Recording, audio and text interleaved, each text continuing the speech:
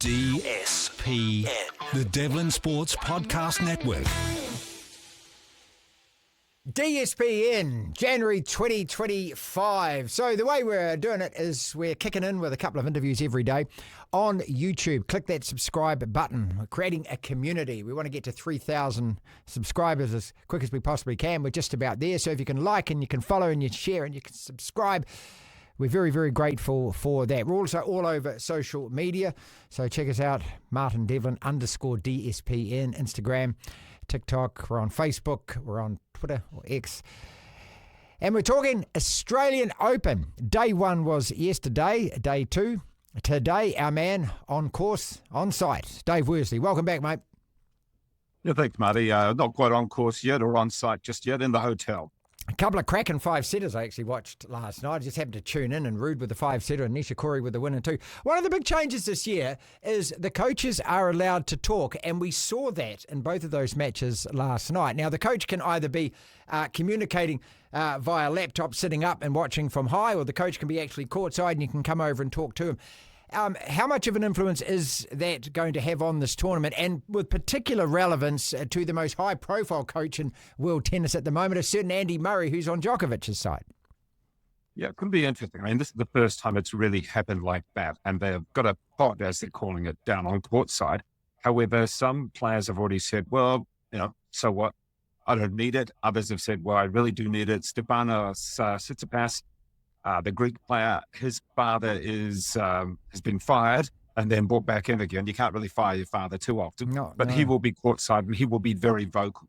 Some coaches are, and other players just don't really care. Particularly the men are very like, yeah, whatever. Whereas the women get very emotive with their coaches. Why did you say that? And it does happen sometimes. Why did you say that, coach? It didn't work. The thing is, they're going to be courtside, and it depends how many people are going to be courtside, because they can have all sorts of trainers, father, coach, etc., and they get instant statistics in their pod courtside. So that's a new move from Craig Tiley, who is the tournament director and also a tennis coach. So he thought this would be good. I'm not sure yet, so it's the first time. Okay, so what you're talking about there, and I watched a bit of this yesterday, is they're going to actually be able to have on them instantly going, okay, if your first serve, if you're aiming wide right on that side of the service court, you're winning X amount of percentage points, all this kind of stuff, and give them that. So it's essentially telling them, okay, this is working, that's not working, keep doing this. Yeah, that's right. I would class it as very Americanized, like some of the sports in the US. They're so driven by statistics that they actually forget there's a game on, and that it's actually you against me or that team against that team. And in some sense, maybe it's a little old-fashioned. I do like the gladiatorial part, that it's two people out there hitting the heck out of the ball and forget about anybody else. Are you going to be accused of a bit of stereotypical generalization, saying that the women get more emotive with their coaches? Oh, no, they do. That's just fact, There will be times, particularly some of the Eastern Europeans have had a go at their coaches in the past and yelled at them and told them to get out. Now, do remember, cast your mind back. This really kicked off, didn't it, when Serena Williams decided to completely wreck Naomi Osaka's first ever Grand Slam winning experience at the US Open, when she was accused, remember, of having her coach her during the games, and then she did, I'm a mother and I'm a woman, all of that kind of stuff. So has it derived from that the players were doing it anyway, and so what the hell? Every other sport in the world, the coach is allowed to talk to the players? Yeah, a little bit, but it's not directly because of that. I mean, Patrick, her coach, admitted, I was coaching it. Yeah, everybody does. That's what he did. Yeah, Serena, I was coaching you. Okay, all right. Yeah, but it's this sort of thing that Andy Murray. Remember, Andy Murray used to look up at his box, so where his wife would be, and pretty much swear at them. Yeah, and even his wife would wear a T-shirt saying, R18. Yeah, because that's just it wasn't that he was looking for coaching. It's just a support thing of, I need to yell at someone right now, so I can't yell at the umpire, so I'm just going to go, what the heck's going on, guys? Yeah. And that's the sort of thing that happens there. So for some people, it's not about where do I hit my forehand. It's more about the support of knowing someone's there, even if you're going to yell abuse. In terms of today, we get to see some of the big names, and I don't know when you'll be watching this video, people, but Sinner's out there today, Alcaraz is out there today. So, these, and Novak, obviously, and at 37 years old, can he win his 25th Grand Slam? These are some of the biggest questions on the men's side of the draw. The first two that I mentioned, though, would they still be most people's favourites to be meeting in the final, Sinner and Alcaraz? Yeah, according to the odds as well, and I think by most people's predictions, it's Sinner number one, then Alcaraz and Djokovic. Because of his experience, particularly 10 times here at the Australian Open, he's probably your third pick. I'd probably then go for Medvedev, albeit that he hasn't actually played a match this year because he just had his second child. And he said that's the best way of doing it. I've hardly been on court to play at all, and that's probably when he's best. He's the sort of guy that's like that. But yeah, the big three, you've got second seed Zverev. I don't know where I'd put him. He hasn't won a slam, and that weighs heavily on him. He lost his one Grand Slam or big Grand Slam opportunity back at the US Open in 2020 when he should have won it, didn't. So it really plays on. And that's where the other players know it as well, and they can almost put pressure on him.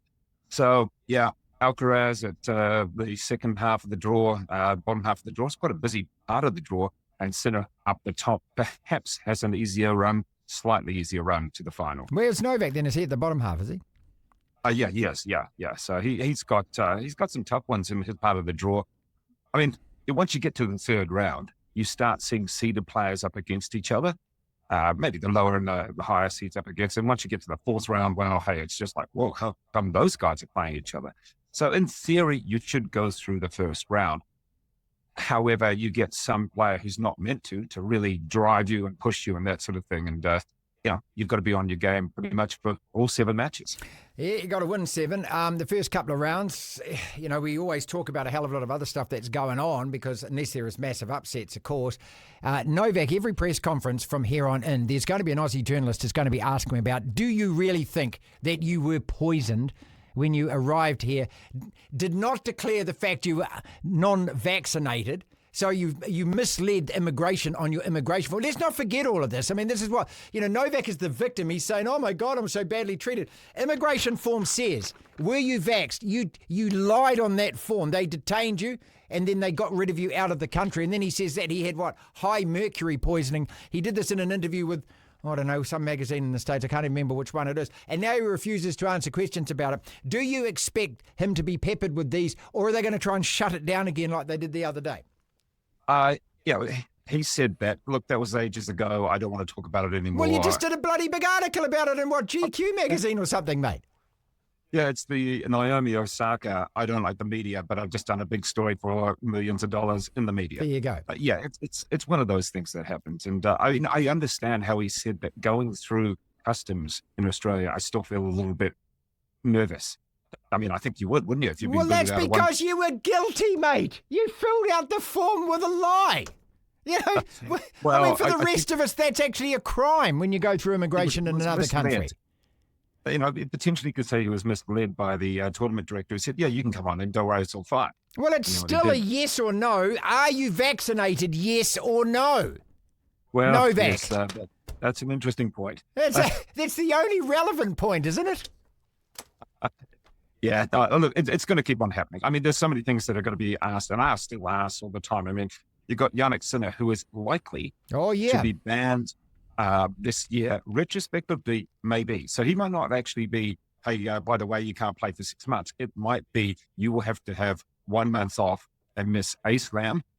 That's probably going to happen that way. This is still because of the positive testing. Hadn't they dealt with that? Yeah, that was last year. Yeah, didn't they deal with that, though? It's a weird thing because, Marty, there's so many acronyms up against each other. You've got WADA, you've got the ITF, you've got the ATP, you've got the ITIA. Oh, here we go. Then there's CAS as well. So they're just picking the acronym you want. They're all fighting with each other to try and say that they're better than each other at actually stopping drugs. Right. And then it goes to court. And then the physio gets fired eventually, and then Jannik's playing winning slams. Yeah. So tell me who's winning there. Yeah. All right, pick it. Okay, and we're going to be back to you next week, of course. But in this week, okay, right now, you give me a winner for both men's and women's today. All right, I'm sorry, Marty, but they're very basics. I'm picking the number 1 seeds in both draws because it just looks that way. I mean, Sabalenka going for 3 in a row, and Jannik Sinner, well, he's going for another hard court slam, and I don't think he really cares that he's been pointed at for drugs at all. DSPN.